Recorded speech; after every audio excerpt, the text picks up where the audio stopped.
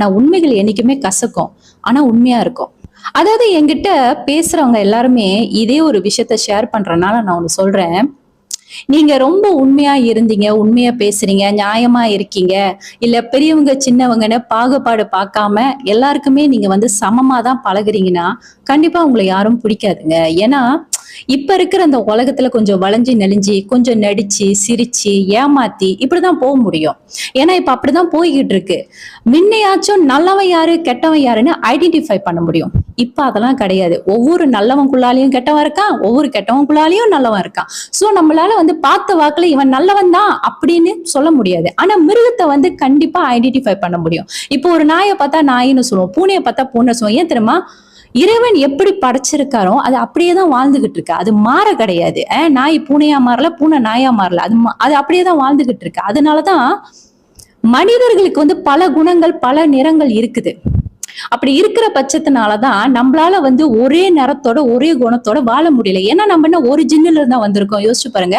நம்ம முன்னோர்களோட அத்தனை ஜின்னும் நமக்குள்ளதான் இருக்கு. சோ அப்படி இருக்கிறப்ப நம்மளுக்குள்ளால அவங்க ஒருவேளை நிறைய தர்ம காரியம் பண்ணிருக்காங்க, ஆன்மீகத்துல ஈடுபாடா இருந்திருக்காங்க, அவங்க நியாயவானா இருந்திருக்காங்கன்னா கண்டிப்பா அந்த ஜின்னு வேலை செய்யும். அதாவது நீங்களும் அப்படிதான் இருப்பீங்க. இல்ல அவங்க பொய் பித்தலாட்டம் பண்ணிருக்காங்க, ஒரு குடும்பத்தை கெடுத்திருக்காங்க, ஏமாத்திருக்காங்க, மொல்ல மாதிரித்தனம், முடிச்சு வைக்கத்தனம் எல்லாம் பண்ணிருக்காங்க, மத்தவங்க நல்லா இருக்கிறத பார்த்து அவங்களுக்கு சந்தோஷமா இல்லைன்னா கண்டிப்பா உங்களுக்கும் அந்த ஜின்னு தான் வேலை செய்யும். அது எப்படி பார்த்தாலும் சரி. நீங்க பாருங்க, சில பேர் வீட்டுல எல்லா பிள்ளையுமே நல்ல பிள்ளையா இருக்கும்னு சொல்ல முடியாது. அதுல ஒரு பிள்ளையாச்சும் கண்டிப்பா சேட்டையா இருக்கும். ஒரு பிள்ளைக்கு பாத்தீங்கன்னா இல்லாத கெட்ட பழக்கம் எல்லாமே இருக்கும். எப்படி? அவங்க அப்பா அம்மா பார்த்தா நல்ல ஒரு நியாயமான ஒரு ஆளா தான் இருப்பாங்க. அவங்க அப்பா அம்மாவுக்கு அந்த மாதிரி கெட்ட பழக்கம் எதுவும் இருக்காது. ஆனா பிள்ளைக்கு எல்லா கெட்ட பழக்கமும் இருக்கும்.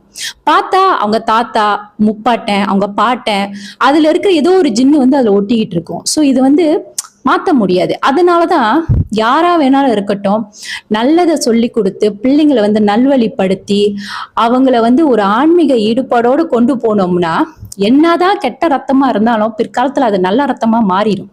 அதாவது அந்த நல்ல விஷயம் எப்படியாச்சும் கொண்டு வந்துரும். சோ இப்படி இருக்கிறப்ப இப்ப நீங்க ரொம்ப வருத்தப்படுறீங்களே, ஏன் இந்த மாதிரி என்ன எல்லாரும் ஒதுக்குறாங்க, நான் இந்த மாதிரி உண்மையை பேசுறனாலயா, இல்ல மூஞ்சிக்கு நேரம் பேசுனாலே? ஆமாங்க, நீங்க மூஞ்சிக்கு நேரம் உண்மையெல்லாம் பேசாதீங்க. நீங்க இங்க இருந்து போயிட்டு முதுகுக்கு பின்னாடி பேசுங்க. நீங்க நேரா பேசுற ஒரு பர்சனா இருந்தீங்கன்னா நிச்சயமா உங்களை யாருக்கும் பிடிக்காது. பின்னாடி பேசுற பர்சனா தான் ரொம்ப பிடிக்கும். அதே மாதிரி நீங்க சூழ்ச்சி செய்ய தெரியாத பர்சனா இருந்தா கூட உங்களை பிடிக்காது. ஏன்னா இப்ப சூழ்ச்சி செய்யற பர்சன் தான் எங்கேயோ ஒரு இடத்துல